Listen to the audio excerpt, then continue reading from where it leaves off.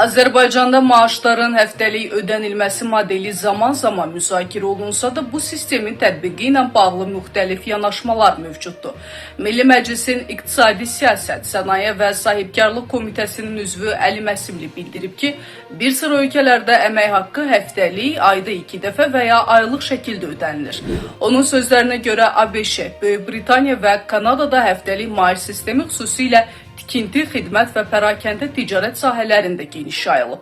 Deputat qeyd edib ki, bu model işçilərin qazandıqları vəsaiti daha tez əldə etməsinə imkan yaratsa da, impulsiv xərcləmə riskini artırır və müəssisələr üçün əlavə inzibati yük yaradır. Əli Məsimli vurğulayıb ki, Azərbaycanda əsas məsələ maaşın ödənilmə tezliyi deyil, onun məbləğidir. O bildirib ki, hazırda minimum əmək haqqı 400 manatdır və bu məbləğ vətəndaşların minimum tələbatlarını tam qarşılamır. Deputatın sözlərinə görə Avropa Sosial Xartiyasının yanaşmasına əsasən minimum əmək haqqı orta maaşın 60%-dən aşağı olmamalıdır. Bu hesablama minimum əmək haqqının 660 manatdan yuxarı olması tələb olunur.